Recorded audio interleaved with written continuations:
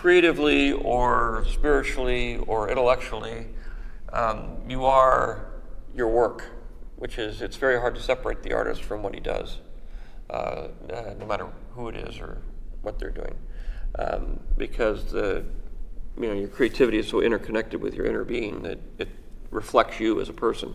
So if you want to know a person, a filmmaker, or even any kind of artist really, but especially a filmmaker, you can sort of understand a lot about them just by looking at their work, and you can understand what kind of a person they are.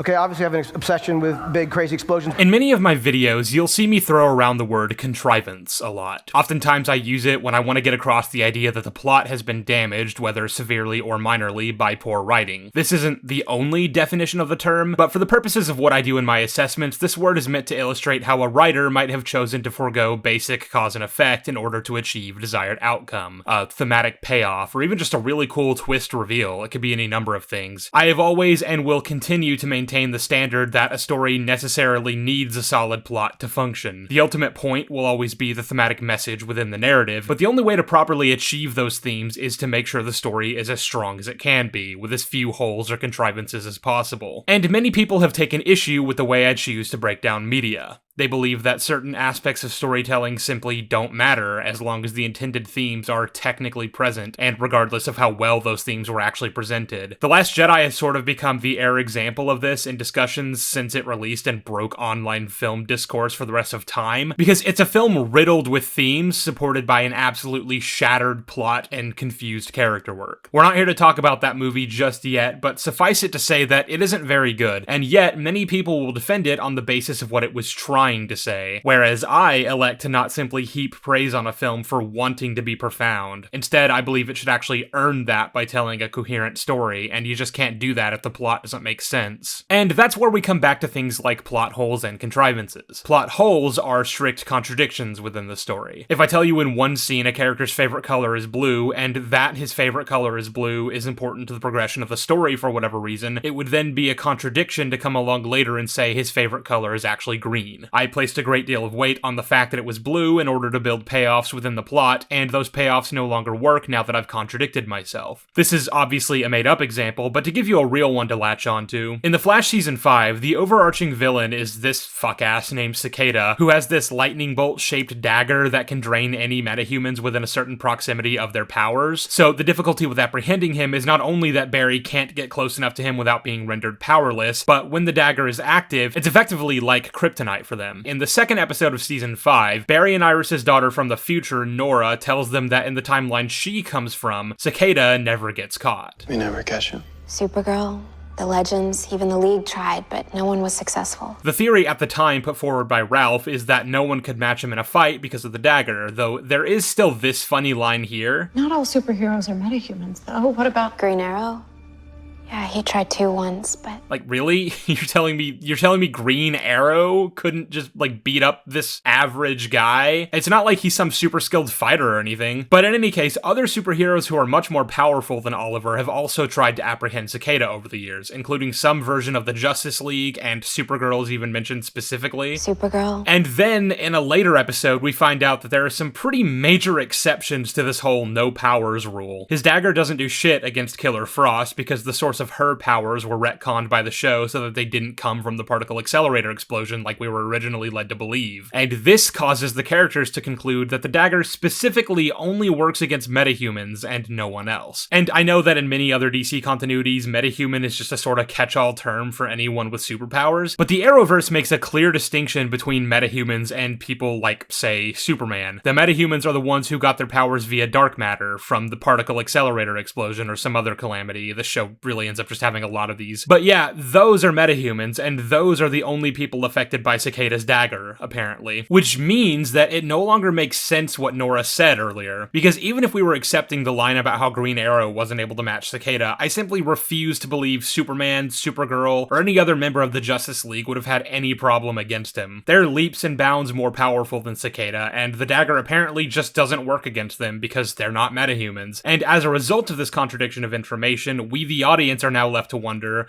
Why didn't any of the other superheroes ever manage to catch him? The show has provided us with an obvious solution to the problem at hand, done nothing to sufficiently explain why that wouldn't work, and have therefore created a hole in the story. And the damage this causes severely weakens the overall stakes of the story. I no longer have any reason to feel that this super scary big bad is any real threat to our heroes, and every attempt the show will go on to make to assuage my concerns does no such thing. Like, for instance, in the same episode where the Killer Frost thing is revealed, we also have a moment where they actually do manage to catch Cicada off guard, steal his dagger, and are given the opportunity to dispose of it in any way that would render their enemy completely powerless. But instead, what Cisco does is create a breach and throw it into the exosphere right outside of Earth. Mind you, this is a character with the ability to open portals to alternate dimensions, so he could have thrown the dagger to the other side of the fucking multiverse, and Cicada would have had no way of ever retrieving it, but he doesn't do that, and so Cicada is able to recall the dagger and disable the Flash's powers. There's a lot more bullshit surrounding the logistics of all this that make it make even less sense, but this isn't a video about the Flash, and that's basically the gist of it. Go watch Madvocate's Season 5 video if you want to get a more in-depth breakdown, but that's as far as I'm willing to go here. I can't believe that I just talked about the Flash again in the big 2-5. Plot holes necessarily damage the overall progression of the story because they not only disobey cause and effect, they actively ignore and undermine it by the very nature of their existence. And without cause and effect, you can have little hope of maintaining stakes, which are what drive the emotional investment in the story being told. And contrivances aren't strictly as bad as plot holes because they at least could technically happen, but they're not much better. Depending on the severity of a contrivance, I'd even go so far as to argue they're worse. They often showcase a writer's unwillingness or sheer inability to come up with a way to achieve whatever it is they're trying to achieve, and they're either too lazy or too incompetent to even bother. And when people simply decide arbitrarily that that sort of thing doesn't matter just as long as themes exist, you enable that sort of lazy ineptitude. What I advocate for is for writers to actually give a fuck about what they're making and create stories that have both strong plots and well-supported themes. There are plenty of films and shows that prove this is possible, and as long as that's the case, I simply will not ever accept the argument that plot doesn't matter. If both can be done, then both should be done. And with all that said, The Force Awakens is a story riddled with contrivances. Practically every page of the script breaks cause and effect in a dozen different ways because, as we went over in the last video, writer-director J.J. Abrams was only concerned with recreating the surface-level stuff from the original trilogy without understanding why any of it was there in the first place. As long as I have the opening show a rebel operative being attacked by stormtroopers, hiding the MacGuffin of the film in a droid and sending him off into the desert before being captured by the evil masked villain dressed in all black and carrying a red lightsaber, that should be enough, right? I've technically done a Star War. But there are several differences between these two film openings in terms of the actual minutia of it all. For one thing, there's everything to do with the very existence of this map and how all the characters know what they know and have what they have, like we went over last time. I didn't have to question the existence of the Death Star plans like I do with this map, because from everything we knew about the world going into A New Hope, it didn't contradict anything. It didn't contradict anything that the rebels would have been able to get their hands on them, and it didn't contradict anything that the Empire knew to chase them down, because as far as we were given to understand, all parties were coming from the same battle that just took place. Everything logically follows, and so we're able to continue on without any questions so the rest of the story can unfold. But as for The Force Awakens, there are several contrivances in this scene that are contradictory to the established motivations of several characters in order to facilitate the story that plays out at all. Kylo Ren is hell-bent on getting his hands on this map so he can find and kill Luke Skywalker, and this is said to be the one thing he wants to do above all else throughout this film. The film will also go on to establish several abilities Kylo possesses in order to speed along those goals, which he selectively chooses to use depending on where and when the plot requires him to do so. Like, for example, the very overpowered ability to read minds by simply probing them against their will with the Force. In this opening, he first confronts Lor San Tekka, a man he apparently has some type of relationship with and who knows he's Ben Solo, and the extent of their conversation is Kylo telling him he knows about the map and wants him to hand it over. Tekka responds by talking about his family, which rage baits Kylo, and he decides to fucking murder him. Never at any point in this interrogation does he,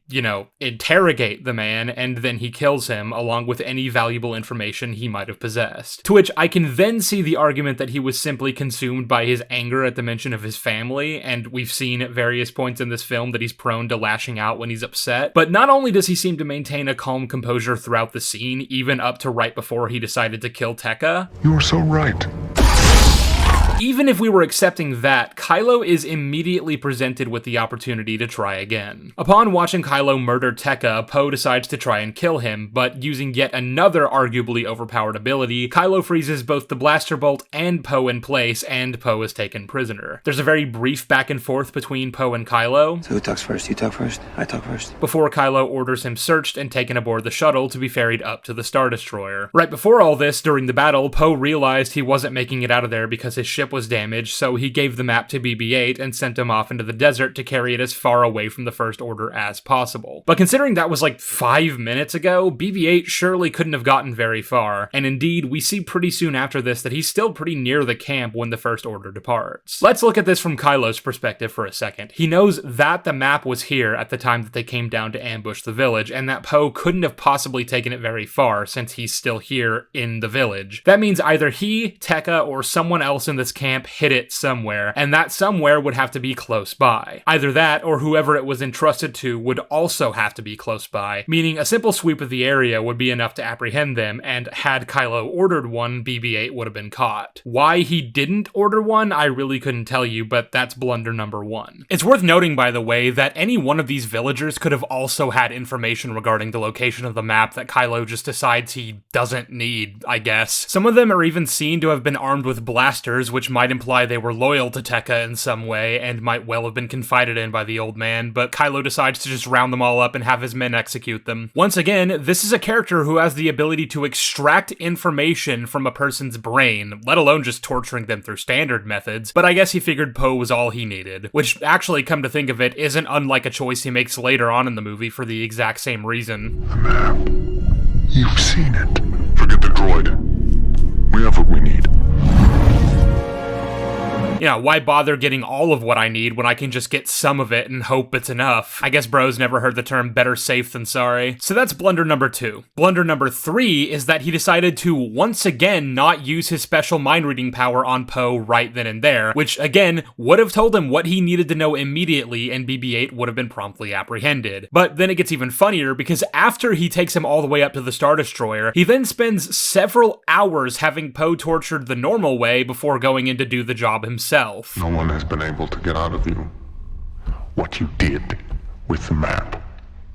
You might want to rethink your technique. He wastes a whole bunch of time, all while BB-8 is getting further and further out of reach. And in fact, BB-8's movements give us a pretty good timeline of just how long Kylo waited to do this, actually. When the First Order ambush takes place at the camp, it's nighttime, and by the time we catch up with Poe and Kylo, BB-8's already bumped into Rey at sundown, which would mean nearly an entire day has passed in the interim, all while Kylo just stood around, I guess. And this is something that happens a lot throughout the story. Whenever JJ needs Kylo or the First Order to not get involved in the plot, he simply writes it so that they aren't, regardless of whether or not they would be. Kylo waits a day to get around to extracting information from Poe's mind regarding the location of his greatest nemesis. He stands around and does nothing while Poe and Finn make off with a TIE fighter, and the First Order seemingly aren't that concerned with launching a ground pursuit of the escaped prisoners or the droid carrying the map, who they ought to know is a Nima outpost since Unkar Plutt was specifically trying to apprehend BB-8 for the reward they were offering. Even accepting that Kylo isn't personally leading this pursuit, which I'm not, you'd still expect there to be more than 2 stormtroopers and 2 TIE fighters sent out to get him. And then, after the bullshit dogfight between the First Order pilots and Rey and Finn and the Falcon, they get away into outer space and there is no First Order presence to blockade their exit. Doesn't matter that there's apparently a Star Destroyer overhead that we see is still there later. The film literally just pretends it doesn't exist for this part, and is desperately hoping you won't notice or care that much. But these things matter, even if some of them are small details. Because Kylo makes several out-of-character, stupid decisions in quick succession, along with a healthy dose of incompetence from the First Order at large, the plot is allowed to proceed unmolested. But in a good story, the writer would have worked to achieve all these payoffs without compromising the cause and effect. If I need Kylo out of the way for my story to progress naturally, I'm gonna come up with reasons for why he can't get involved right now, because otherwise the audience will understand that this is a manufactured conflict where sometimes villains get blipped out of existence to allow our heroes to progress. And I can't speak for everyone, obviously, but that's a pretty surefire way to cause many people to be taken right out of the story. We like to make all these comparisons between Kylo and Vader, but the one that always stuck out the most to me was how hands-on Vader always was in the original trilogy, personally leading ground assaults against the rebels, personally interrogating high-value prisoners, and since this is the direct comparison that's already being made, when it came to retrieving the Death Star plans, Vader was hell-bent on turning over every stone. Even when most people in the Empire didn't really care all that much because they were overconfident and believed the rebels couldn't really touch them, Vader was always quick to remind them just how wrong they were. This station is now the ultimate power in the universe. The ability to destroy a planet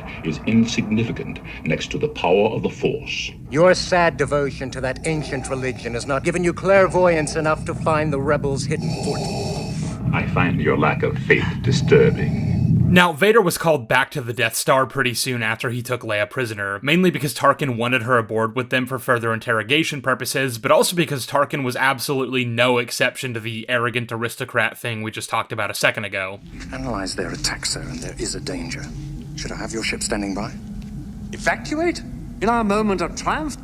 I think you overestimate their chances. But even when Vader couldn't be there personally to hunt down R2 and 3PO, he dispatched his top men to scour the desert and find the plans, and they acted with a pretty ruthless efficiency, I might say. Luke and the others barely made it off of Tatooine alive, and that's all because Vader was invested in the mission and acted accordingly. But the interesting part here is that, as we just went over, there was an actual reason Vader couldn't personally pursue the droids on the ground. The writer recognized that his presence would make it difficult to progress the plot the way he wanted it to progress, so he found a reason to get him out of the way, something which J.J. Abrams just didn't take any care at all to do. So instead, when BB-8 and co. get away with the most valuable treasure in the universe as far as Kylo's concerned, he just kinda stands there and broods. This might even be an interesting juxtaposition between the two villains in terms of how they choose to approach similar missions. She'll die before she'll tell you anything. Leave that to me.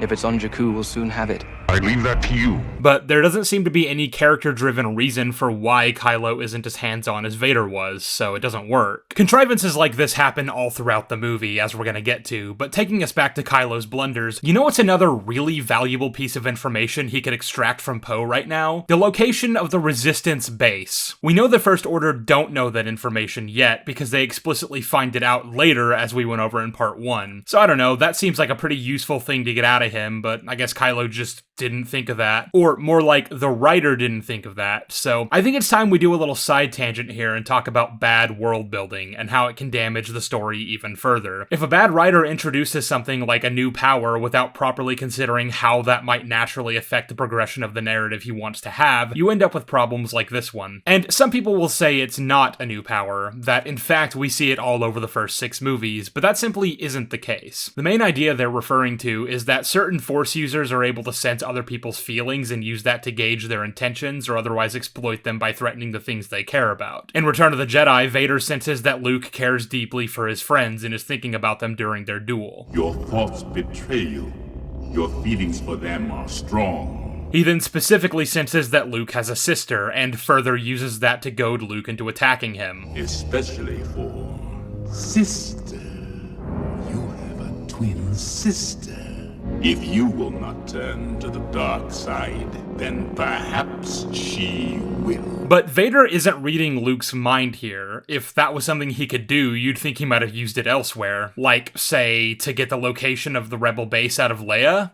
Huh, look at that. George actually recognized that that's something the villains would be interested in and chose not to introduce a power that would allow Vader to find out that information before the script required it. No, Vader is latching onto Luke's emotions, just as Obi-Wan warned him about earlier in the film. Bury your feelings deep down, Luke. They do you credit, but they could be made to serve the Emperor.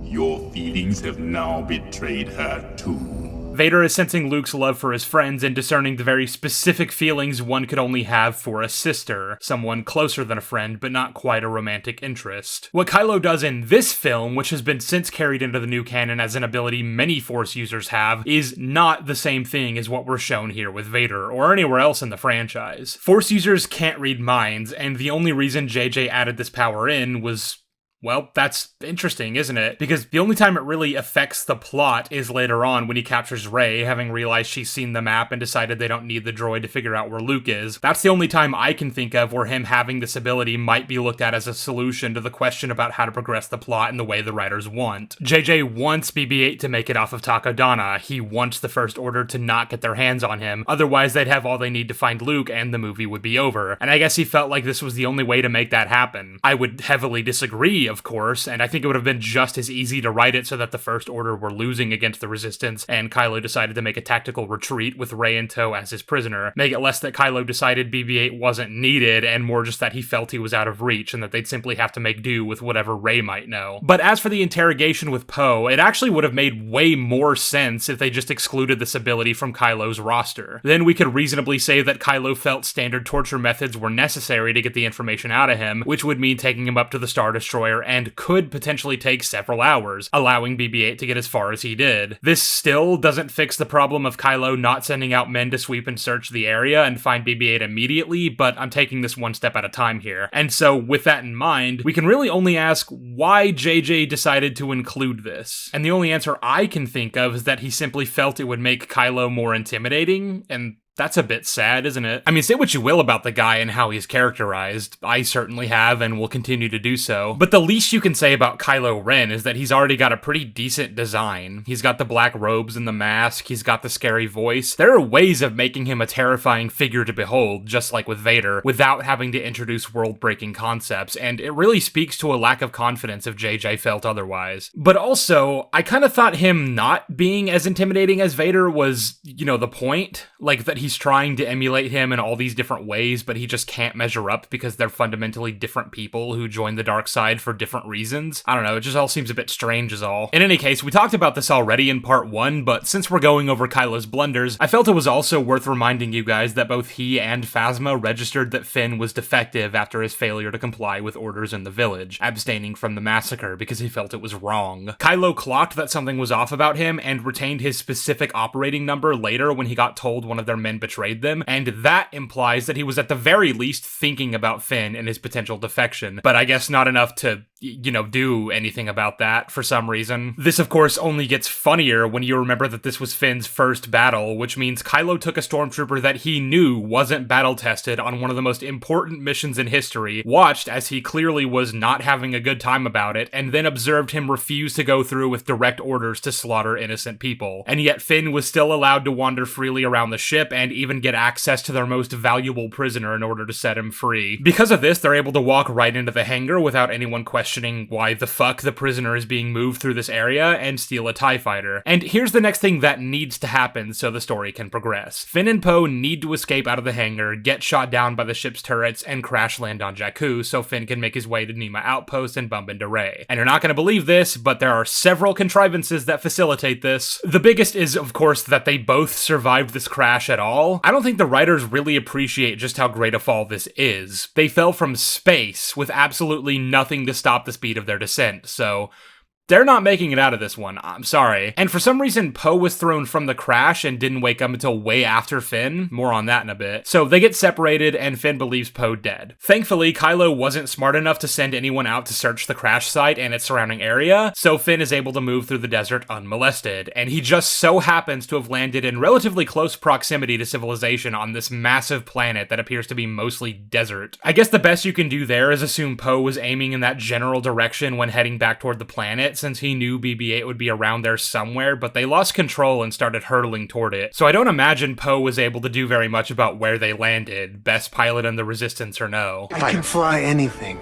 Yeah, that's great, buddy. In any case, Finn makes it into town, and we all know what happens from there. I talked pretty extensively about this portion of the film in the last video, so I'd like to shelve it for now and direct our attention over to Poe. As we're about to get into, there's an entire story that happens off-screen in order to get this character from point A to point B, and none of it makes any sense at all once you stop to think about it. Remember, the film starts off with Poe being sent to Jakku with the express purpose of retrieving the map, and that's what he's in the middle of doing when the First Order attacks the village, forcing him to hide it with BB-8. We know know BB-8 ended up bumping into Rey, who then happened to bump into Finn, and they all escaped the planet together on the Falcon, but Poe doesn't know any of that, and I can't think of any way he might have come by that information, which should mean his only mission upon waking up from the crash is to find BB-8 and complete the job, right? Well, the next time we see him is when he's leading a squad of X-Wings to fend off the First Order's attack on Maz's castle, and then he reunites with Finn back on the base, where he gives him and the audience this throwaway line. What happened to you? What happened? I got thrown from the crash. I woke up at night, no you, no ship, nothing. This is the extent of the explanation for how Poe survived and where he's been since last we saw him, and it raises so many questions. So let's run it back. Okay, he says he woke up at night, right? So that's like way after Finn does. Finn seems to have come to pretty much immediately after the crash, at which point he walked for a nebulous amount of time to Numa Outpost, met Rey, and left the planet. This all happens during what seems to be the middle of the day on this part of Jakku, and given the condensed timeline of events, what follows soon after with them meeting Han and dealing with the gangs and the Rathtars all probably happened within that Jakku day. So by the time Poe wakes up from the crash, Finn has already left the planet, met Han Solo, been chased by pirates, dealt with Rathtars, and is currently in transit to Takodana. But once they reach Maz's castle, they're quickly identified by a Resistance agent who just happens to be planted there, and it immediately notifies the Resistance of that. Pretty soon after, the Resistance squadron arrives to retrieve BB-8, and it's led by Poe. So, I don't know how long the film is saying they were in transit between the Rathtar sequence and their arrival on Takodana, but it doesn't seem like this timeline is adding up. Presumably hours after they started their journey to Takodana, Poe would have to have woken up, gotten his bearings, trekked all the way to the nearest settlement, Nima Outpost I would guess, somehow managed to secure passage on a ship or steal one like Rey and Finn did, and get all the way back to the Resistance base in time for that droid to notify them that BB-8 was at Maz's castle, so he could then lead his squadron on this mission. And I guess he just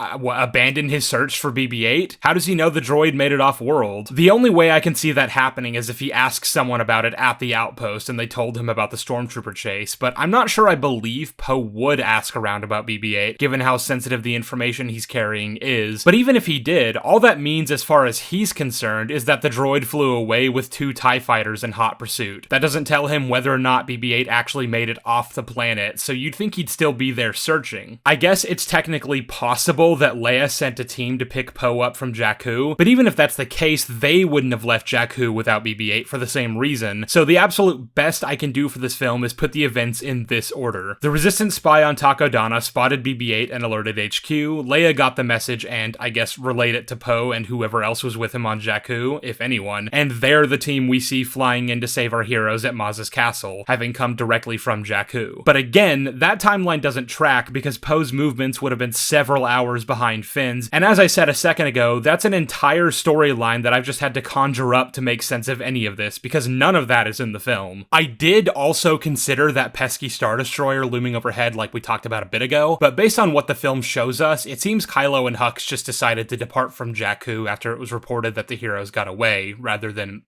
pursue them. I mean, they must still have been near the planet by the time they got picked up by Han, otherwise it makes even less sense that Han and Chewie found them by picking up the Falcon's signature. This is kind of a side tangent on its own, but the film doesn't actually make it clear what Rey and Finn are doing at this point. They're kind of just sitting there, acting like hyperspace isn't a thing, which is what allows them to get intercepted by Han. But also, Han is explicitly unaware that the Falcon was on Jakku when he got told that by Rey. Where'd you get this ship? Nima Outpost. Jakku? That junkyard? Implying that they're nowhere near the planet by this point, and I'm not really sure how that's possible if they only just left and never even entered hyperspace. JJ's being intentionally vague with where everyone is at the moment, because he simultaneously needs Rey and Finn to not be moving through hyperspace right now, but also can't exactly have it that they're still near Jakku, for obvious reasons. So once again, we're dealing with a situation where object permanence just isn't a thing. If it's inconvenient for a thing to exist where it would, based on logical cause and effect, it simply doesn't right now, and we all just have to live with that. But either way, Kylo managed to let these really easy targets slip right through his fingers, despite them carrying something of incredibly high value to him. Because again, he's no Vader. He certainly isn't the kind of person to pursue our heroes through an asteroid field. In any case, Poe is alive, and he's here now, and we can spend all day speculating on how the fuck this all happened, but I think that ignores the much more prudent question here, which is, Why? Why did JJ choose to write this? Well, you see, both he and Oscar Isaac are quick to explain that the decision was made fairly late in the game as a result of the fact that Oscar had previously played multiple characters who died early on, and he just didn't want to do that again. Originally, Poe was going to die early in the film, and that was the script that Oscar saw. And one of his issues wanting to do this movie was that he'd made like 4 movies in which he died early on. And he was sick of dying early on. A week or so later, JJ wrote me and he said, "I've got to figure out Poe's in the rest of the movie now." And so this idea that Poe comes back was something that was added later, which obviously for me was incredibly exciting and fantastic. I get to live. Evidently, JJ really wanted Oscar to play this character and was willing to bend the narrative unnaturally in all these different ways to facilitate that, which I find really telling. But it actually gets more interesting than that, because this is what JJ had to say about the matter in the audio commentary. Originally, when I thought of Poe, I thought he would seem to die here and come back later. But then when Larry and I wrote the script, we killed him.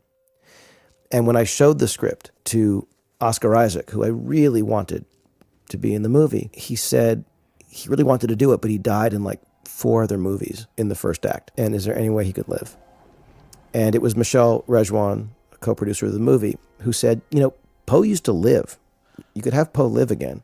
And I was like, no, I think it's you see it coming. She's like, yeah, but it's really happy. And the movie needs something happy at that point. So I called Oscar and said, all right, you live. And he agreed to be in the movie. So, okay, I obviously wasn't there during the making of this film, so I can't say definitively what happened here. But it seems like, on a timeline, JJ originally had it in mind that he wanted Poe to live, then decided later to kill him off, and that's how it was when he handed one of the final drafts of the script to Oscar Isaac. All of which having presumably happened before production even began, because Oscar is present at the first table read, and the implication here is that he only agreed to be in the movie after getting the call saying Poe would get to live. So before ever filming anything in this movie, we already had the version of the script that had Poe coming back later, and there's an interesting conclusion to draw from that. Because originally, I had it in my mind that they'd already shot a lot of the film before deciding to bring back Poe, meaning JJ was forced to sort of just shove him into the script haphazardly and hope nobody would notice how weird it was, but that's not even true. He could have just redrafted the script so that Poe's survival was natural and followed logically, and it wouldn't have even been that hard. Imagine if Poe had just woken up from the crash with Finn, and they went on the rest of the journey together. They could have stumbled into Nema Outpost, reunited with BB-8 and Rey, and all escaped on the Falcon together. This has a ton of added benefits that I feel are a bit obvious. It's an often cited criticism of the sequels as a whole that Rey, Finn, and Poe are the main trio, and yet they barely share any screen time collectively until the final film in the trilogy. Finn has some decent stuff with each of them in The Force Awakens, but Rey and Poe never interact even once, and they don't even properly meet each other until the end of The Last Jedi. Meanwhile, TLJ sends all 3 of them on separate, barely connected adventures with new characters, none of whom get carried over into The Rise of Skywalker. So by the time we meet them in Episode 9, they might as well be strangers to one another as far as the audience is concerned. Sure, the film tells us that a year has passed since TLJ, and I'm sure they did all sorts of stuff together in that span of time, but we never got to see any of it, so the development just isn't there. Compare that to the original trilogy's main characters, and it's really no contest. Luke is even separated from them for the main bulk of the second and third movie, and he and Han don't even meet Leia until pretty far into A New Hope, but the films still take the time to properly develop their dynamics and the scenes that they do share, so that even when they're apart from each other, their relationships are still impactful to their overall journeys. In Empire, Luke abandons his Jedi training because he senses Han and Leia are in danger, and in Jedi, he lashes out against Vader and nearly gives himself over to the dark side when Vader goads him with the prospect of Leia being pressed into the Emperor's service. Now, tell me honestly, can you really see Rey harboring similar feelings for Poe by the end of the trilogy? Can you see her lashing out at Kylo because he threatened to hurt Poe Dameron specifically? So not only do you have the added benefit of developing the dynamics of the trio from the start, but it also fixes a few additional problems akin to what we went over last time with Finn's characterization. In part 1, I mentioned how they do a lot to set up the relationship between him and Rey, doing a pretty good job in endearing us to these characters early on and making us believe that they care about one another, before then dropping that and doing the bare minimum to carry it over the finish line. And I think the same is true for his dynamic with Poe. They pretty instantly hit it off and have really good chemistry. Why are you helping me? Because it's the right thing to do. You need a pilot. I need a pilot. Okay. Stay calm, stay calm. I am calm. I'm talking to myself. Yes! The movie goes out of its way to really make you like this friendship, and even has Poe give Finn his name, helping him establish for himself a sense of identity and individualism. And I suppose in the original version of this story, that would have been sufficient, because Poe then dies immediately after that, so there's no real development left to do between them. At that point, Poe represents not only the guy who gave him a name and woke him up from his brainwashing, more on that in a minute, but also the platonic ideal of the Resistance hero he's pretending to be to impress Rey and will eventually need to arc into becoming, as is represented by him recovering Poe's jacket from the wreckage and claiming it for his own. He looks the part, but eventually he needs to be the real thing, and that would be something that he comes to understand after initially being driven by selfishness. He carries on Poe's legacy by continuing to fight the good fight. But Poe being brought back presents some hiccups here, because now that he's around again, that would be the point where the narrative compares and contrasts them with each other to show how far Finn has come, or to highlight how little he's progressed because he's still unwilling to join the fight. Really, I'm just asking for anything here, because once Poe gets injected back into the story, they do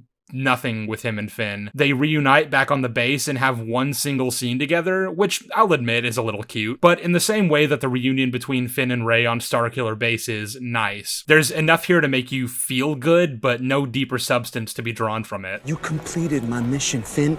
That's my jacket. Oh. No.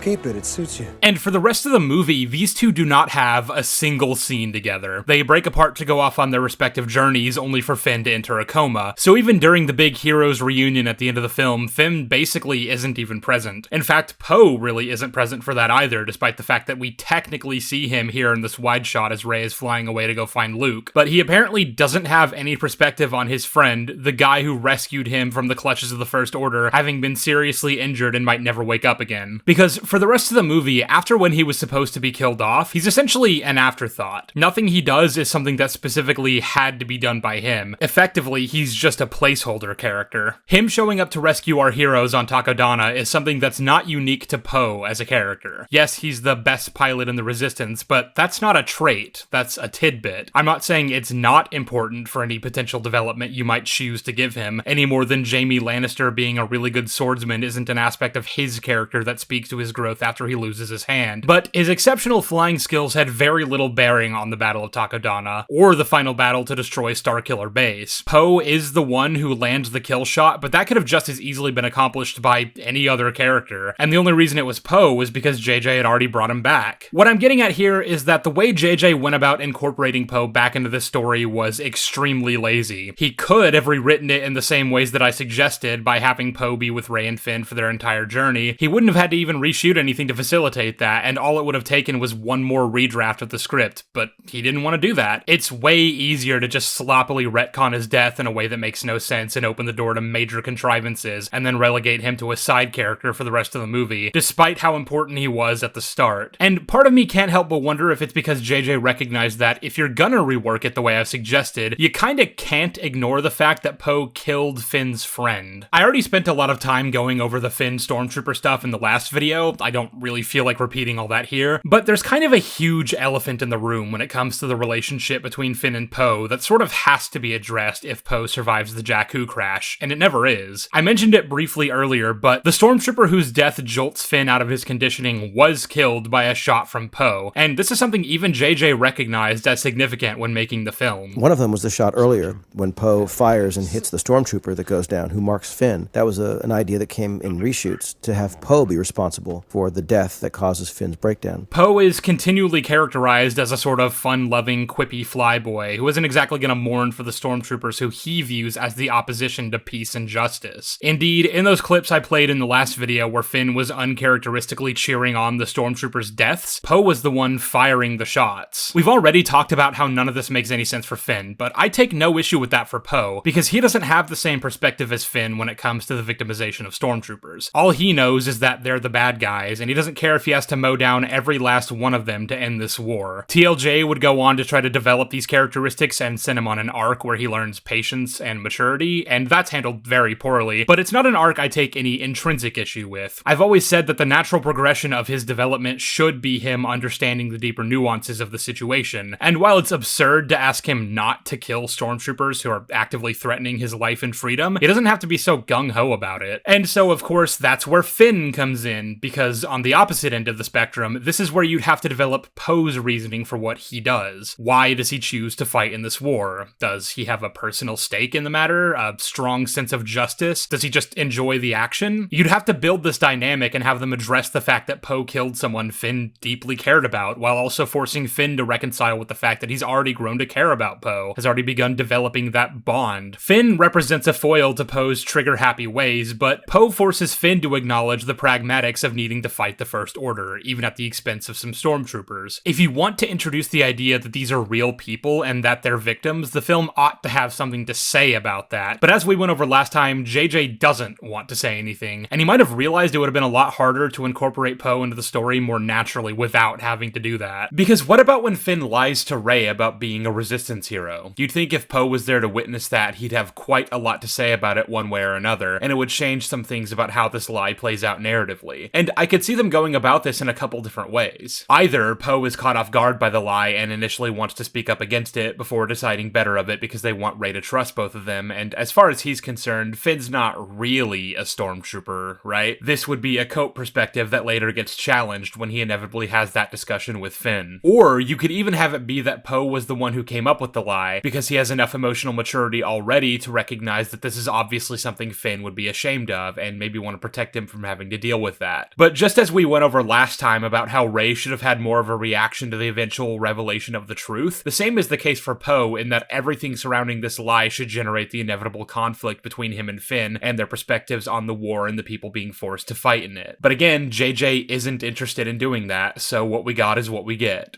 It's less interesting and it makes no sense, but it sure is easier to write. Then again, there is an alternative explanation here, and it's one I won't discount out of hand, because despite how cynical I've been about JJ's laziness, there's also every chance that this is just a matter of incompetence. He didn't think of any of the stuff we just went over because he didn't see how any of this was a problem. What's honestly just as likely, but no less saddening, is that he chose to write it this way because, as he puts it, it's happy. I was like, no. I think it's you see it coming. She's like, yeah, but it's really happy. And the movie needs something happy at that point. So I called Oscar and said, all right, you live. JJ has been known to make decisions based on what he feels will generate a desired emotional response from the audience, as he even admits to when talking about the choice to delay Leia's debut until after the Battle of Takodana, and deleting any scenes where she appeared beforehand. So this is obviously the lowest point in the story for our heroes so far.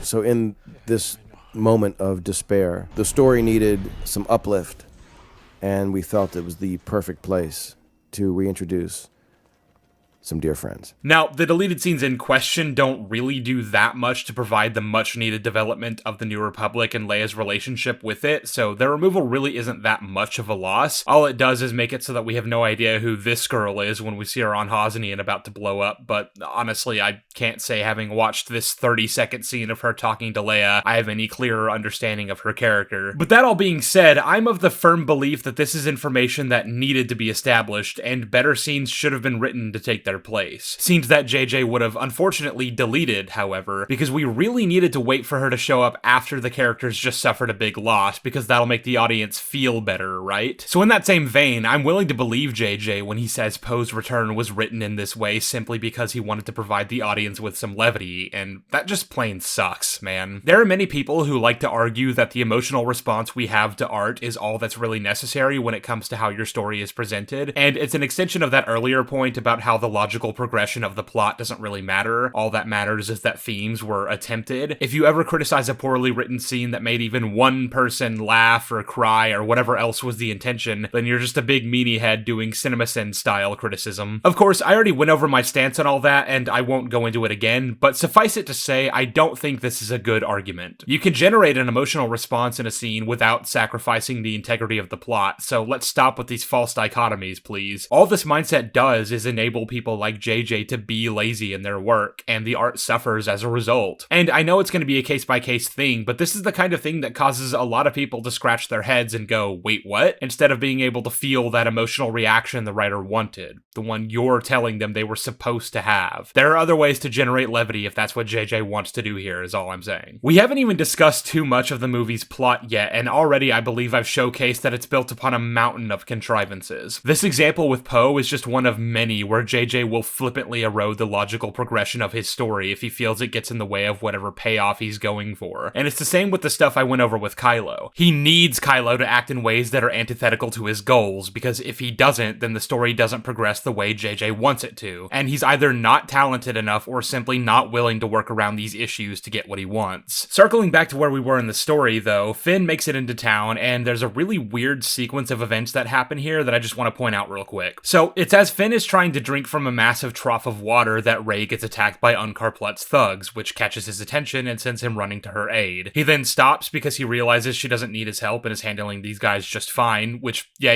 wokeness or whatever, what a girl boss. And then he spots BB-8, and it seems like he realizes who that is. Earlier, when Poe was telling him he wanted to go back for his droid, he specifically described BB-8 as a one-of-a-kind orange and white BB unit. That's right, he's a BB unit, orange and white, one of a kind. I don't care what color he is! So it seems like Finn has pieced together that this is the droid Poe was talking about, right? But then, BB-8 notices him, spots the jacket that he's wearing, which, as you'll recall, previously belonged to Poe, and the droid surmises this man he spotted must have stolen it from Poe, because I guess the jacket is also one of a kind. So he tells Rey this, and she chases Finn down, smacking him with a stick and interrogating him as to where he acquired the jacket. The really weird part is that Finn suddenly doesn't realize what she or the droid are talking about. The jacket! This droid says you stole it. Where'd you get it? It belongs to his master. Belonged to Poe Dameron. That was his name, right? It genuinely takes Finn a second before it dawns on him. And like, Finn?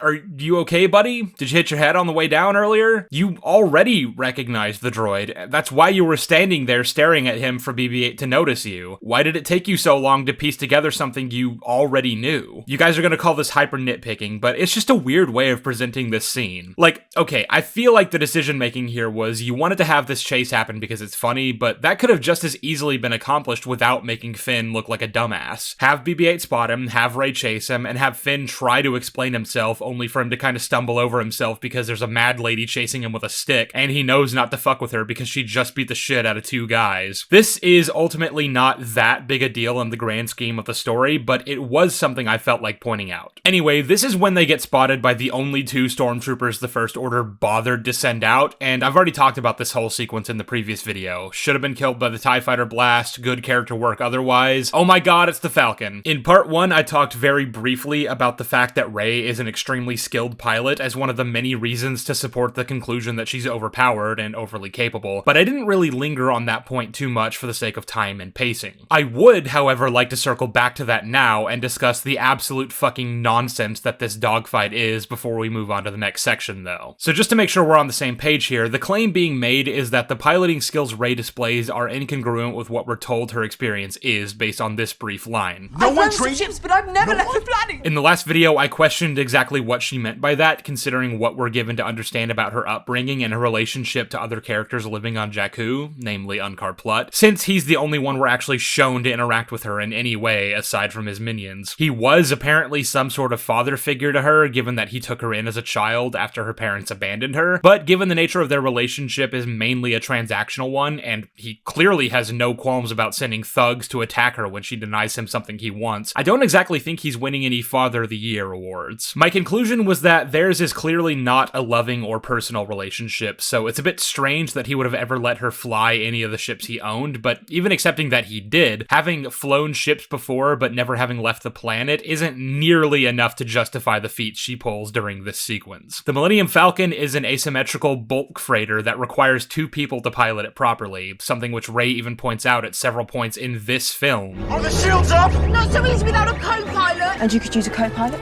I got one. He's back there. I'd have a hard time accepting that even Han could fly it through narrow chasms within a collapsed Star Destroyer with TIE fighters on his tail shooting at him without at least having Chewbacca next to him, let alone a girl with barely any real experience. The film makes certain attempts to lampshade her inexperience in ways that I actually find rather cute, especially because of how many people use these moments to act as though the criticisms I've just laid out are unfounded, because they actually only make the issue even worse. Moments like Rey crashing the Falcon into the ground when she tries to lift off and then destroying the outpost sign, or her dinging a few pieces of debris here and there, are the movie's attempts to get across the idea that she's a novice pilot, and the fans will point to them as evidence to swat down the naysayers, but I'm afraid they have it backwards here. If Rey is so unskilled at flying that she can't even manage a task as simple as levitating off the fucking ground properly, then it's even more unbelievable that she can swing this way and that through tight corridors while evading fire from trained pilots. Those who claim Rey isn't a Mary Sue will often cite moments like this and others where she fails as evidence to their case, because there's this weird misguided notion that to be a Mary Sue, you must succeed at everything, which is a bit odd because, again, if we look back at the Star Trek fan fiction from which this term gets its name, Mary and her compatriots do face adversity and aren't always successful. They get captured by green androids, and while it's not a big deal ultimately, as Mary Sue is able to get them out of that jam relatively easily, there was still a failure on her part. She, failed to not be captured by enemy forces. It just so happens that that failure never meaningfully impacted either the plot or her character, which sounds a bit familiar, doesn't it? Let it not be said that Rey never fails across these movies. It's just that the ways in which she fails are never consequential or impactful to her journey. She fails to avoid capture from Kylo Ren, and it proves to be a relatively minor inconvenience. She fails to turn him over to the light side in The Last Jedi, but her reasons for wanting to accomplish that at all are poorly fleshed out nonsense for reasons we'll get into when we eventually cover that movie, so the impact this has on her character is non-existent. And she fails to initiate liftoff when first taking the Falcon into the air, only to then immediately fly it with the expertise of a seasoned pilot who also has ridiculously strong plot armor. And this is where people will come in and make comparisons to Luke and Anakin. It all just gets so fucking tiresome after a while. I actually already compared Anakin destroying the Trade Federation battleship to Luke blowing up the Death Star in my Phantom Menace video, because go figure, I have consistent standards, and attempts at whataboutism won't work on me. If it's bad elsewhere, then that doesn't mean it's not bad here, and as it so happens, I think Anakin pulling off such a feat at only 9 years old is stupid, regardless of if he's the chosen one, which I already don't rate very highly as a concept. All that being said though, I'm still inclined to give this one to Anakin. Yeah, the chosen one thing is dumb, but as I said in my last video, when discussing these movies, we're taking all 6 of the Lucasfilms as canon and accepting whatever lore they established. So Anakin being one of the most powerful characters in existence can't be dismissed out of hand, whatever I might feel about it. But Anakin being as powerful as he is in the Force does not absolve him from having to train or master his skills. He loses many lightsaber fights to more competent and/or experienced warriors, even after he spent a decade or more training as a Jedi. So any attempts to compare these two characters from that angle has just never worked. Dooku is a far less powerful character than Anakin in terms of raw strength, and yet he makes quick work of him on Geonosis. The same cannot be said for Kylo in his match against Rey, despite all the reasons we went over in part 1 about how he should have had virtually every advantage. And similarly, just because Anakin has the Force and it helps him out when it comes to piloting, he can see things before they happen. That's why he appears to have such quick reflexes. It's a Jedi trait. That does not mean he's without failures of his own. He smashed up on my pod in the last race. It wasn't my fault, really. Saboba flashed me with his vids. I actually saved the pod, mostly. I'm sure you'll do it this time. Do what? Finish the race, of course. You've never won a race? Not even finished? Kitster's right, I will this time. Anakin has apparently been racing pods at a young age for many years by the time we meet him in episode 1, and it hasn't been without its hardships. And while I still maintain that him blowing up the battleship at the end is bullshit, I also stand by what I said in my Phantom Menace video about how Anakin actually has a leg up on both of these characters when it comes to actual experience. No, pod racing and space warfare are not one-to-one by any means, but the general idea of a fast-moving, highly stressful environment where people are actively trying to kill you and could do so at any second applies to both situations. So that's an aspect that Anakin is more than used to by the Battle of Naboo. We're given no reason to believe Rey's nebulous times flying ships were anything even remotely as stressful as what she's having to deal with in this TIE fighter chase. And as for Luke, I always find this comparison a bit annoying because, Okay, don't kill me for saying this, but what he did on the Death Star wasn't that hard, okay? I don't mean that as in it was some sort of walk in the park, obviously. You know, he and the other rebels were still being attacked on all fronts by TIE fighters, laser turrets, even Darth Vader himself, and a lot of them died in the process. But I just mean in terms of actual flying prowess, all Luke had to do here was fly in a straight line, basically. That's kinda it. Again, not an easy task, considering there were still people shooting at him, but he had the sort of morbid advantage that Vader and his goons were mainly focused on the other pilots for most of the battle, and when Luke actually was the specific target, he was saved right in the nick of time by Han, so there wasn't that much skill involved. This isn't me trying to downplay any of Luke's feats in the OT in order to take pot shots at Rey. I'm just saying that the writer understood the limitations in his skill set and gave him a challenge befitting that skill set. What he was asked to do was really hard, but it was never something out of his range of capabilities. The thing Luke did that actually was special and shown to be something only he was capable of doing was actually landing the proton torpedoes in the exhaust shaft. It was something one of the other pilots attempted to do and failed at because he didn't have the Force guiding his hand. Luke did, and he shut off his targeting computer to surrender himself completely to the Force in that moment, which is what won them the day. So, to get a head count, all Luke actually had to do here was fly down a somewhat narrow canyon and then fire a shot into a hole, something he specifically has practice in, as we're told earlier in the film. That's impossible, even for a computer. It's not impossible. I used to bullseye womp rats in my T-16 back home. They're not much bigger than 2 meters. It's just like Beggar's Canyon back home. Beggar's Canyon is actually probably even harder to navigate through than the Death Star Trench, considering it's a natural formation and would therefore have all sorts of twists and turns and jagged walls, whereas on the Death Star, it's literally just a straight line. We know that he owns and has flown a T-16 starfighter several times, and if you don't know what that is, it's this thing right here. Luke plays with a toy model of one in A New Hope, but you can also see the real one in the background of the same shot. I understand you've become quite a good pilot yourself. I almost buy our own ship for that. But who's gonna fly it, kid? You? You bet I could. I'm not such a bad pilot myself. We don't have to sit here and listen. The best you can really argue is that this is pretty thin by way of setup, and I think I'd probably even agree with you there. But the setup is present, and it more than establishes his capability to do the task that was required of him in the Battle of Yavin. Plus, it's better than a single throwaway line that you might not even hear because Finn is talking over it. I've flown some ships, but I've never left the planet. So to make a long story short, as with every comparison I see people make between these characters to try and defend one or criticize the other, context is key, and the context just doesn't favor Rey here. And the thing is, this could be far less egregious if JJ wasn't so concerned with this big bombastic set piece. Rey could have flown a ship that was more plausible for a single pilot and in an area with a lot less complicated maneuverability, and I might have even believed this. She has Finn as a gunner, who's obviously a pretty skilled marksman thanks to his stormtrooper training, so I can absolutely believe him picking off the TIE fighters chasing them while Rey flails around desperately just trying to keep them alive. But that just wouldn't have been as exciting, would it, JJ? A recurring theme with JJ Abrams that's present throughout both of his Star Wars movies is his insistence on the idea that bigger equals better. Luke and Han manned the guns while fending off a couple TIEs pursuing them as they escape the Death Star, but that's just them floating around in open space. What if for this sequence we have Rey flying through a massive set piece like something straight out of a fucking amusement park? What if we did another Death Star, but this time it's even bigger than the first one? Ooh, maybe we'll even call attention to that to really drive home how much scarier this one is. This was the Death Star. And this is Starkiller Base.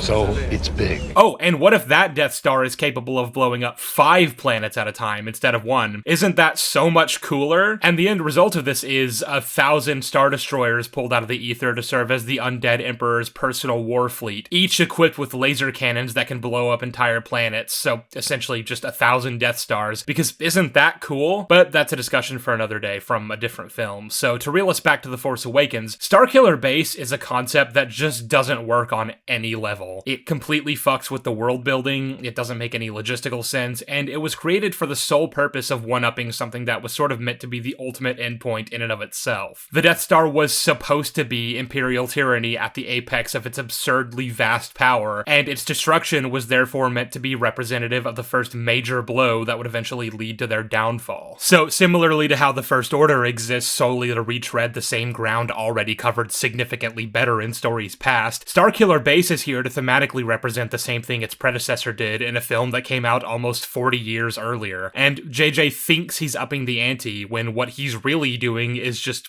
the same thing, but more vacuous. Like, at least with the destruction of Alderaan, there was an emotional connection involving characters that are actually in the film. Leia stands there and watches as her home and family are destroyed right in front of her, and Obi-Wan feels that calamity through the Force, feels the millions of terrified voices crying out before being snuffed out, and that pain washes over him. It affects him deeply. Plus, we're told Leia's father is a personal friend of his from the old days, so that death also matters to old Ben. The Force Awakens, however, has given us no reason to care about the New Republic or any of the people on these planets. Obviously, it's sad in the abstract that potentially trillions of people just died, but they aren't real people. This is a fictional setting, and the inhabitants of these worlds literally just came into existence 5 seconds ago, so it doesn't have the same impact as something like this happening in real life. To pull from another Star Wars example, the reason the Gorman massacre was so harrowing in Andor Season 2 was because the show went out of its way to establish that world and its culture. We met several characters and grew to care about their plight, the continued oppression of their people, and we watched our main characters interact with them, be inspired by them, and ultimately want to help them when they knew their cause was doomed. Plus, unlike with both the Hosnian system and Alderaan, the show forced us to sit in it. We didn't get to watch a planet blow up from the safety of outer space. We were there in the plaza with the Gormans. We watched them run, scream, hide, and we saw bodies being thrown savagely, ragdolled by Imperial dogs with no regard for their pleas. And we had to sit there and stew while the Gorman rebels sent out cries for help, pleading for anyone who would listen to make sure their deaths meant something, that it wouldn't be swept under the rug and transformed into some piece of Imperial propaganda. It's dread-inducing, and it's enough to make anyone want to go out and punch a Nazi in the face. But who exactly am I supposed to mourn for here? What's this chick's name again? Corsella? Oh, yeah, she was in those other scenes that got deleted, I guess.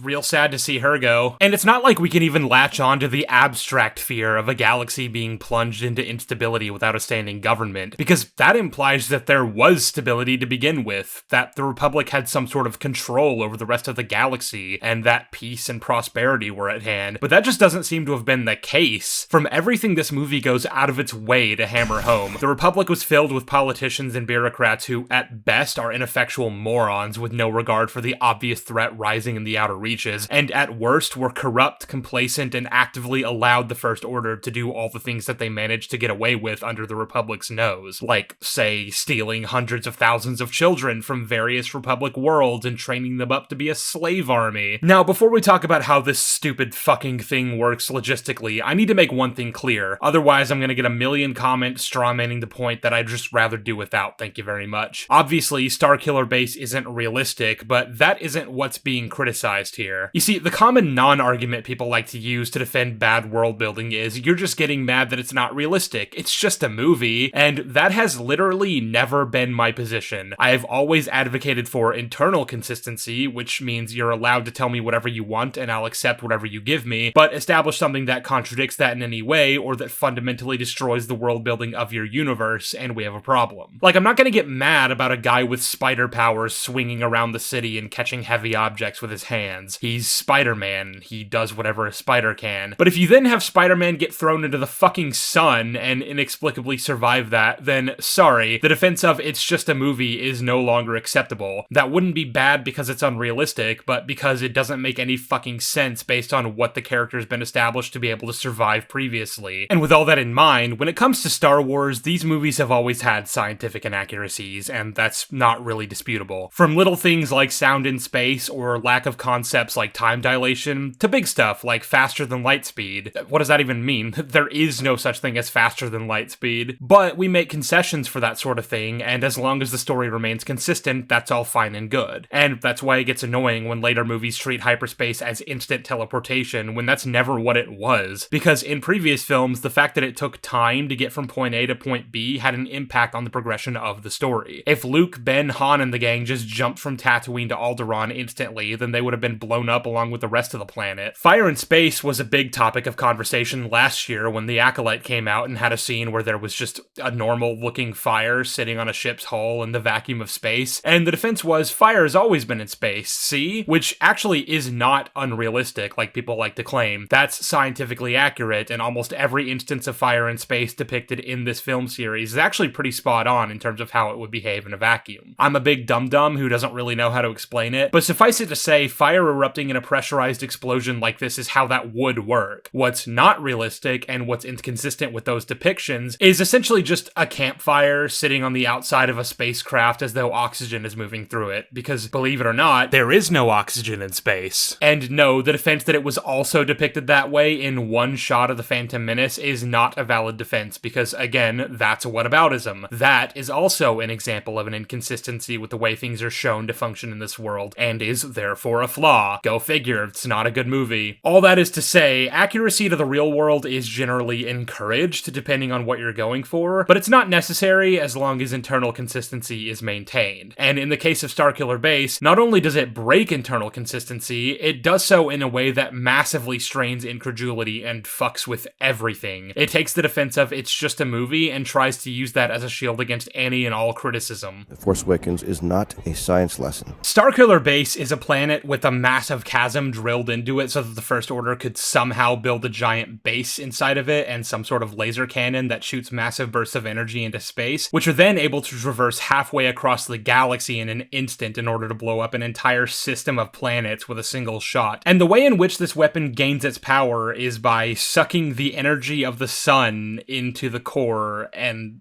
it uses the power of the sun. As the weapon is charged, the sun is drained until it disappears. Let's take this one step at a time. The energy beams being able to travel from Starkiller Base, which is apparently in the unknown regions, to the Hosnian system in the core, means that these beams are able to move halfway across a galaxy virtually the size of the Milky Way in under a minute, given the way this sequence plays out. And I know I just said Star Wars has always had faster than light travel, but even that had rules, like I went over earlier. The basic idea was that there's no feasible way to make for convenient space travel in any kind of timely manner, because space is big. So sci-fi writers who choose to set their stories there tend to have to find workaround solutions to this problem. You could go the alien route and use things like cryopods, where characters can spend potential decades in a stasis chamber so that, from their perspectives, the travel was virtually instantaneous, but objectively, for Ripley at the beginning of the second film, 57 years had passed since the xenomorph attack on the Nostromo, and a lot of changes had been made to the world while she was asleep, including but not limited to the death of her only daughter. However, to a lot of writers, that's not very convenient to the types of stories they want to tell, so typically they'll introduce some kind of wormhole-adjacent in-universe mechanic, warp speed, jump points, or, in the case of Star Wars, hyperspace. That way you can have a society that spans across an entire galaxy without it taking literal decades or centuries for characters to get from one point to the other. Now, Luke can rescue the princess without having to wait until he's Obi-Wan's age. The way it seems to work is that even while moving through real space, ships are still able to move around or even slightly faster than the speed of light at their top speed, as indicated by this line from Han. So make 0.5 past light speed. But even then, when the Millennium Falcon's hyperdrive was damaged throughout The Empire Strikes Back, they had to limp all the way from Hoth to the Bespin system, a venture that took them several weeks, if not a couple of months, giving Luke time to undergo some rudimentary Jedi training on Dagobah. I do wish the film had done a better job clarifying that much time had passed, but it's also understandable that they obviously didn't want to devote time unnecessarily to showing them slowly making their way to Cloud City when that part of the story really just wasn't necessary. In any case, I'm willing to accept that these beams are able to move faster than light given the precedent set by previous films, but not so much faster that they're able to span half the galaxy in under a minute. And it doesn't even seem like that's what we're meant to believe is happening anyway, since, the light emitted from these beams is also moving at the same speed the beams are moving, despite apparently being several billion times slower. And also, they're somehow visible in the sky on Takodana, which is its own separate issue. Really, it seems to exist just to make the characters aware that this is happening, but I'm not really sure what the point was of that, since it's not information that was immediately relevant to them in the story, and it's something they surely would have found out pretty soon anyway. The fucking Republic just got blown up. I'm sure that's gonna be all over the news. But either way, if the beams are somehow moving at the same speed as the light following them, the only way that could work is if they were somehow moving through hyperspace, and that... God, I don't even want to think about that. I know shit like the Purgle are a part of the Star Wars canon now, but it kind of defeats the purpose of blending sci-fi and fantasy to make it so that you apparently don't even need spaceships to enter hyperspace, and that it's actually just somehow part of the biological components of some giant fucking space whales. And in any case, I'm not sure how Starkiller Base has the capacity to allow the beams to do that. Then again, I don't know how it has the capacity to do this either, but All right, fine, let's talk about it. Some people have said, that's not how space works. You wouldn't see that light from a different star system. And to those people I say, you are absolutely right. The Force Awakens is not a science lesson. Yeah, okay, buddy. Here's a fun little fact for the day. Planets orbit around these big old boys we call stars. Yeah, like in the name. And those guys are really important because without them, we'd all die. There's about 100 different reasons for that, but like I said earlier, I'm a big dum-dum, so I'll just name a few that stick out to me.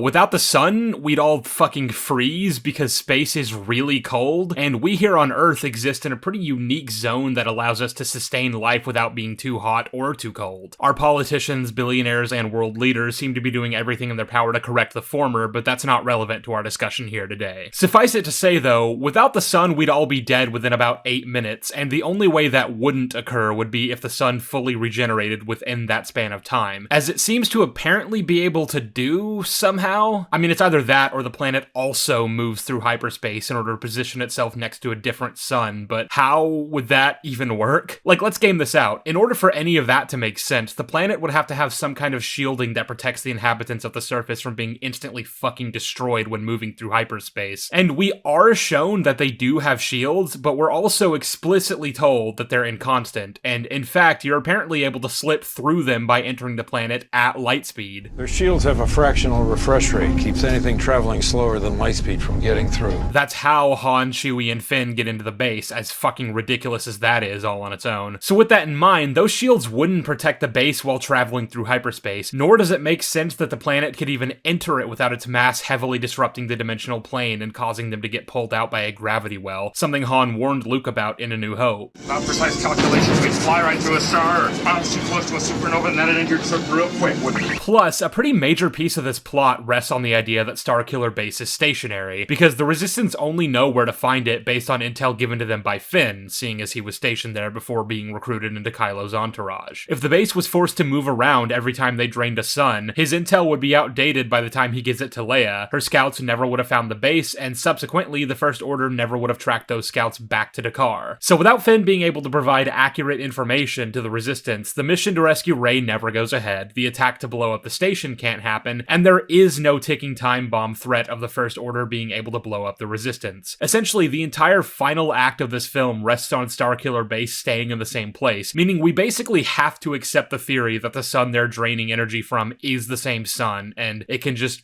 regenerate somehow. And it can do so within an 8-minute span, because if not, everyone on this base is dead. However, regardless of any of that, everyone on this base should be fucking dead, because I know I just said a minute ago that without the sun, everyone on the planet would freeze to death, but actually, what's a lot more likely in this case is that they all fucking burn, because, they just absorbed an entire fucking sun into the planet's core somehow, and are somehow able to contain it there? The amount of technologically advanced material they would have to have in order to contain all that heat and the sun's mass is fucking insane. And at that point, why even bother draining the sun? Surely you guys are capable of just devoting those resources into creating another fucking Death Star or something. And I can't stress enough that the First Order amassed all these resources, apparently, without the Republic knowing or doing anything to stop them. See, this is all a lot easier to believe in the OT, because when it came to both Death Stars, they were created by the Empire, the reigning power in the galaxy. They weren't some underground resistance movement working in the shadows to overthrow the government, as this film would have you believe about the First Order. They didn't have to scrounge around for resources. They had thousands of systems at their disposal with plentiful resources they could carefully procure while maintaining a precarious relationship with the Senate. The creation of the first Death Star was already an impressive feat in its own right, and it was something of a gamble for Palpatine even despite how much power the Empire had. But it was one that would pay off, he believed, since once it was complete, he would no longer need the Imperial Senate to maintain control. He could simply rock up to a planet and hold it hostage if they didn't acquiesce, and the fear of that alone was wagered to keep most systems in line. I really appreciate how all of this was expanded upon in Andor, but even putting that to one side, it was pretty clear within the confines of A New Hope that it took quite a long time for the Empire to finish construction of the superweapon, and that it was no small feat to do so. It would would have taken billions of man-hours to accomplish, much of it still would have to have been done in secret, and the wealth and material required to do all of this would have put a massive strain on the Imperial treasury, which is why it's such a major blow against them when the rebels managed to blow it up. But I'd like to really impress all of that upon you, because that was the Death Star, something shown to be remarkably less impressive than Starkiller Base, as JJ is quite proud of himself for, and now you want me to believe that the First Order were able to do all that, but about 100 times more resource demanding, all in secret and in just 30 years? The Force Awakens is not a... Shut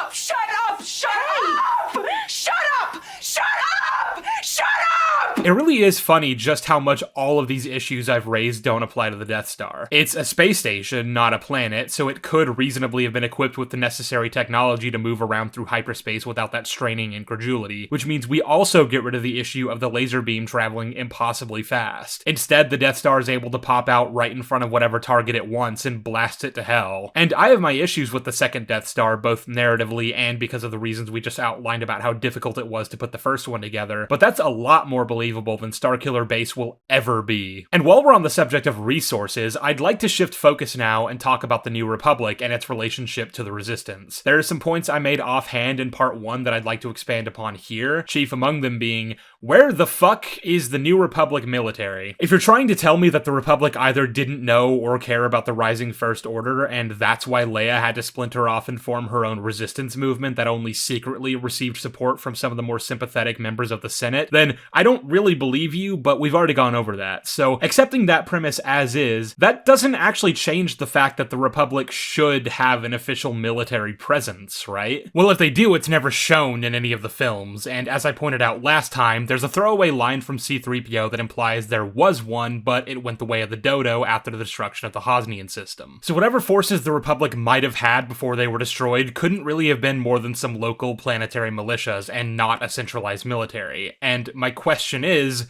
why? If you guys will recall back to Attack of the Clones for a moment, the subject of the Republic creating an army in the wake of the growing separatist threat was a pretty hot-button issue. It was actually the backbone of the story's entire plot, and it made a few things clear right off the bat. First of all, there clearly was some kind of military back in the days of the Old Republic that mounted a full-scale war, presumably against the Sith, as is referenced by this line. There hasn't been a full-scale war since the formation of the Republic. Assumedly then, whatever force that was got disbanded after the dust was settled, and the Galactic Republic as we know it was founded. I will not let this republic that has stood for 1,000 years be split in two. We know this because obviously there wasn't one by the time of the prequels, and that's why the clone army had to be created at all. And obviously there was a lot of fuckery from Palpatine behind the scenes making this all happen, but from the perspectives of most of the senators at the time and in retrospect, the chain of events here was basically an enemy movement is rising, they're building an army, we're powerless against them, and war is inevitable. Oh look, here's an army come to save us. Basically, the clone army and the Jedi leading them became crucial to defending the Republic from being overthrown, and the Senate basically had no choice but to keep allowing them to exist and funding the creation of more of them for as long as the war continued, which obviously ended up proving to be a mistake considering what ended up happening. Palpatine assumed full control of the military, wiped out the Jedi, and established a new regime with himself at the top, slowly phasing out the clones with regular people to serve as his own paramilitary force and effectively hold the galaxy hostage.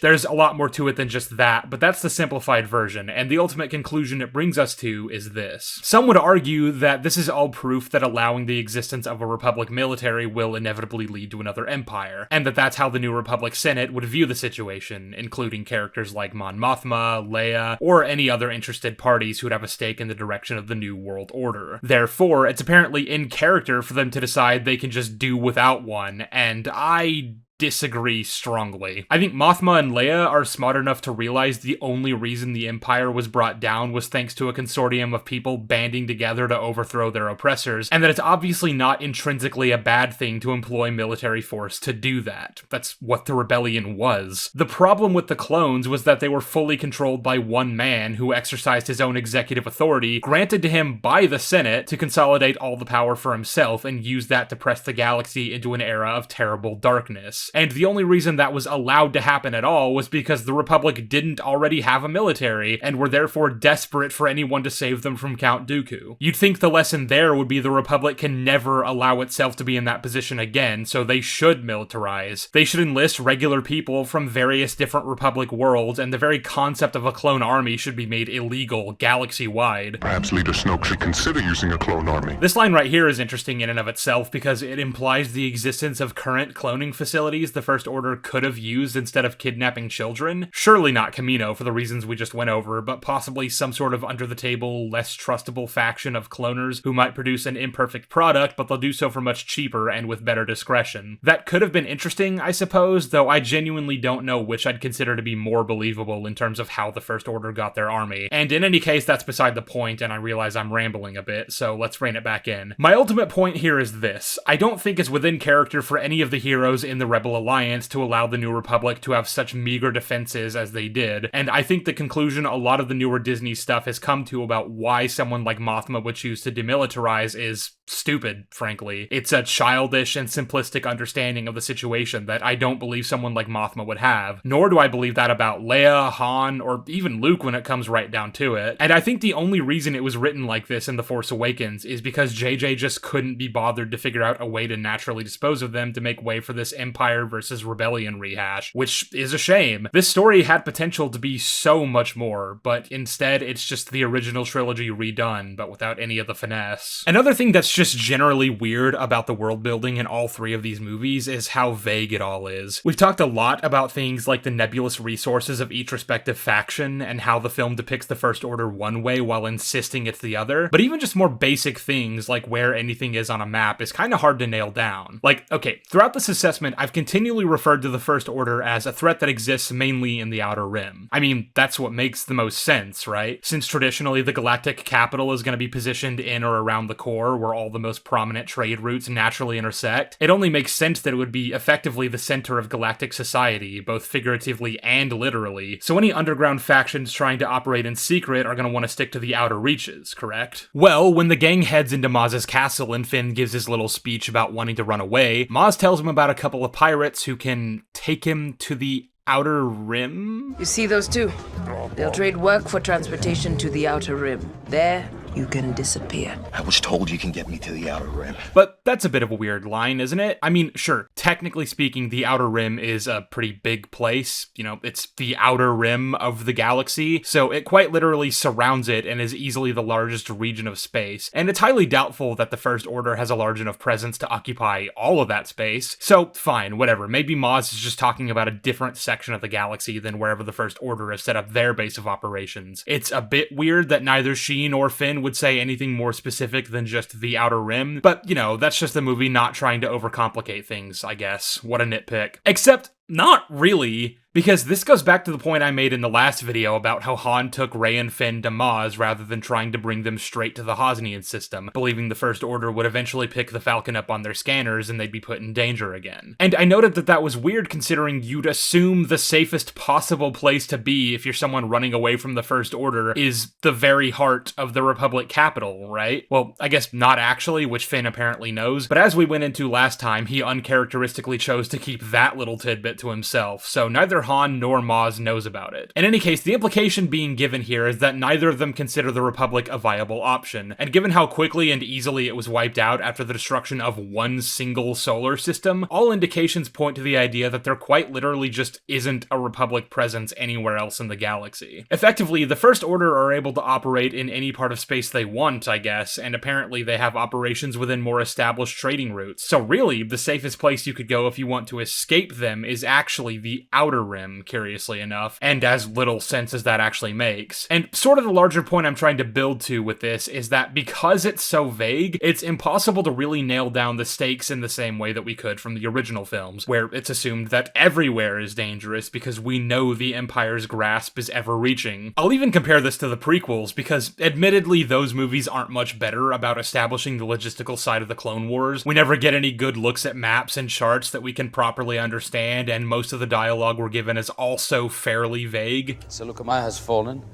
and Master Voss has moved his troops to Bospiti. Oh. I don't know what that means. But even lines like that are fairly easy to understand within the context of how this war has been set up. We know that Coruscant is the capital of the Republic and that it's one of the core worlds, so the strongest points of their territory are going to be consolidated toward the center of the galaxy, with many campaigns happening further out into the reaches in what's called the Outer Rim sieges. I don't think they would have ever brought us back from the Outer Rim sieges.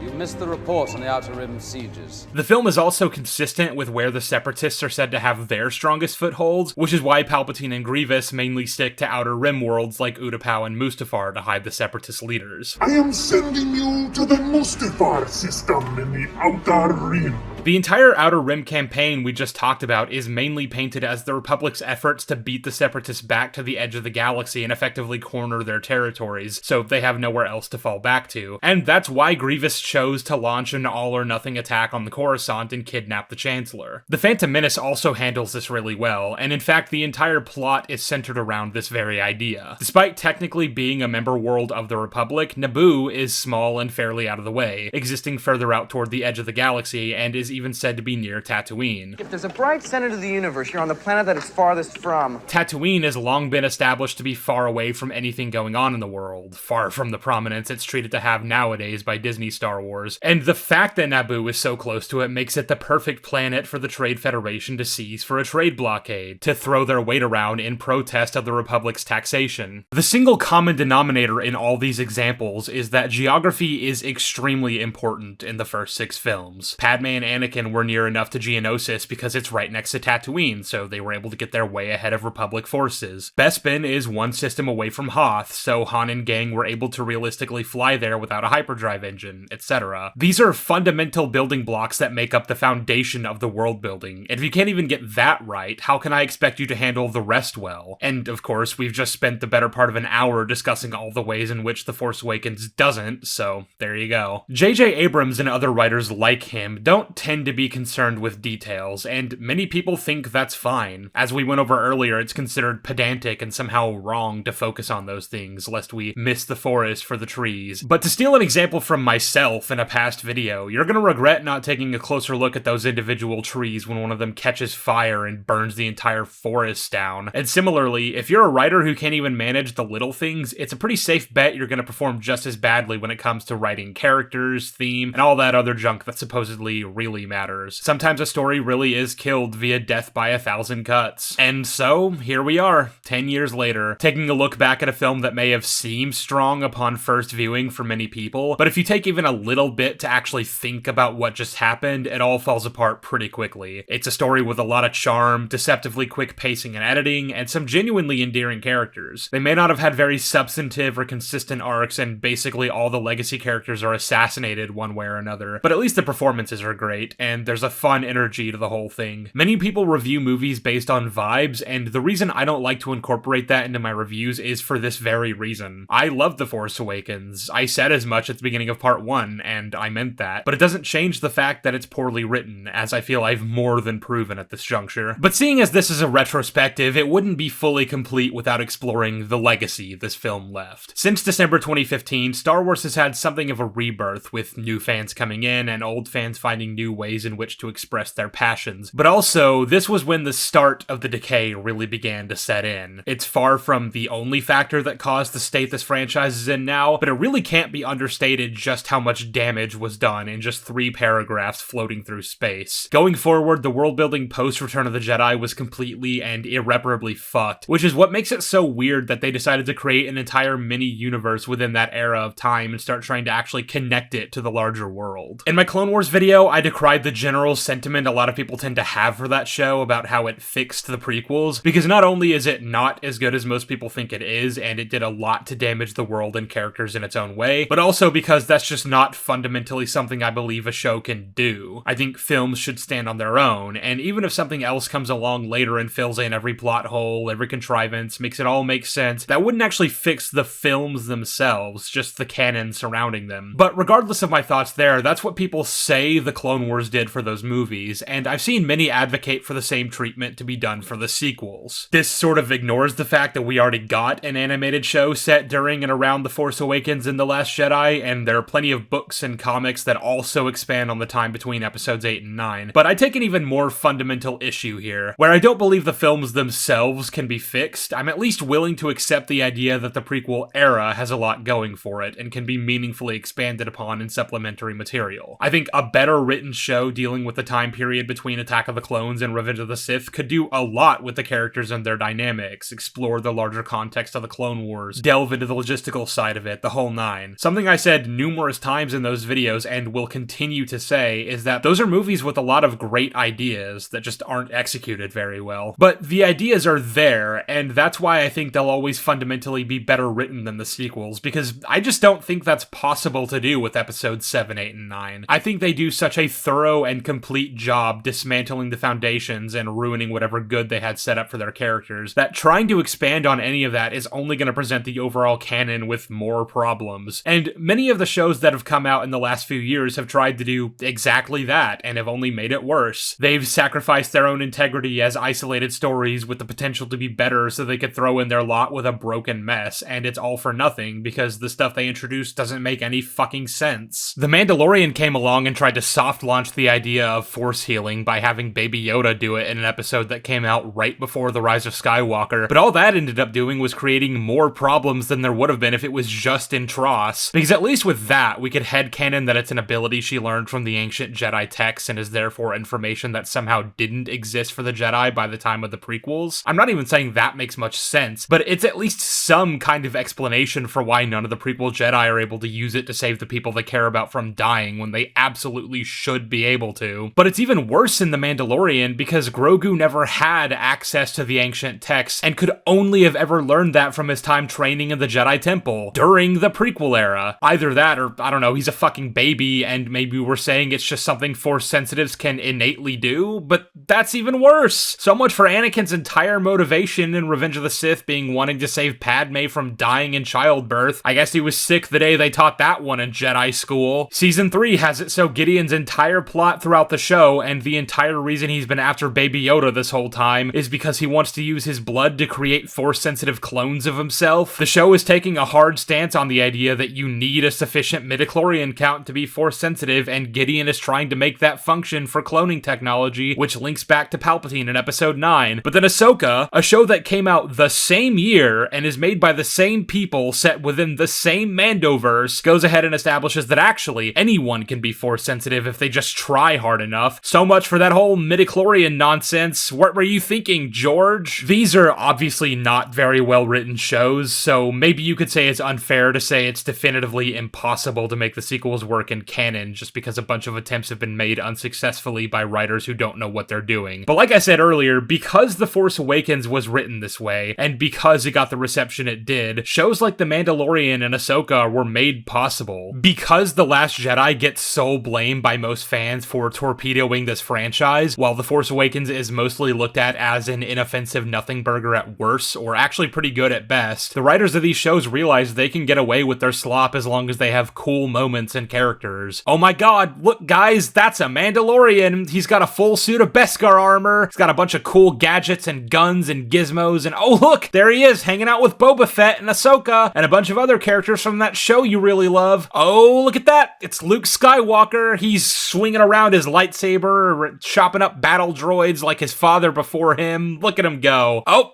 it's Thrawn. You remember him from those books you really like?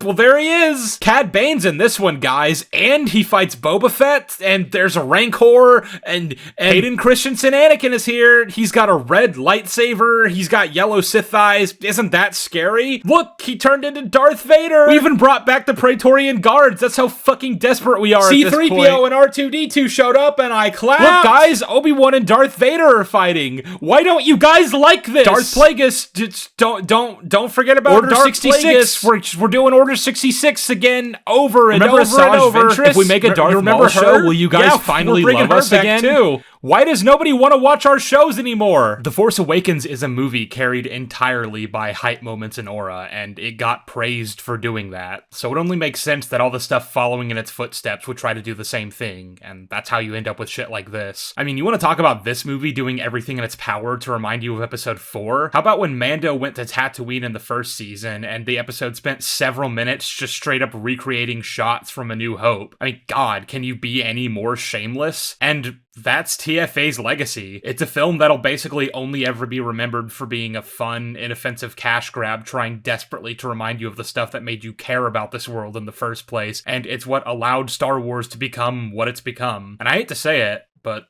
we let that happen. Thanks for watching. This was a really fun critique to make, and I've been looking forward to doing it for several years, so I'm glad we're finally here. People accused me after the first one of just beating a dead horse because these movies have obviously been talked about to death over the last decade, but I mean, yeah, that's what a retrospective is. People have talked about the prequels for way longer than that, and nobody ever accused me of beating a dead horse when I did those videos. Curious. But also, I never really got the chance to do proper videos on these films back when they were coming out because my channel was still fairly young and I was kind of figuring everything out still. So I'm glad I finally got to be able to do that. In a way, this has been very cathartic because I've had a lot to say about The Force Awakens for years, things I wasn't seeing anyone else say. And if you like these videos, I'm glad. We obviously won't be getting into The Last Jedi or The Rise of Skywalker until those movies reach their respective 10-year anniversaries, but I have a lot of other shit in the works in the meantime that I'm really excited about, and 2026 is going to be quite a fun year. Lots of shit coming out, most of it not looking very good, but it'll at least make for some entertaining videos, so there's that. If you'd like to stick around for that, you can go ahead and subscribe, and if you feel so inclined to support me financially, there's a few ways you can do that. I have channel memberships, and you can subscribe to my Patreon, and in both cases, you'll receive early access to my videos, and sometimes even unaltered versions of them, depending on how hard copyright decides to fuck me in the ass. So if all that sounds good to you, you can check out the links in my description. The video thing's not fucking me in the ass. Big thanks to Southpaw for helping edit both these ginormous videos, and I'd also like to thank Jolly for helping me figure out a lot of this critique. I bounced a lot of ideas off of him that really helped me refine my thoughts on this film, and he's a pretty smart cookie. Go ahead and check out his channel if you haven't already, and follow my Twitter, Instagram, join my Discord, and whatever else you feel like doing. All of that's going to be linked down below. And one last thing, if you're happy, and you know it, well, yeah, you all know what to do. You're smart lads. Merry Christmas, goodbye.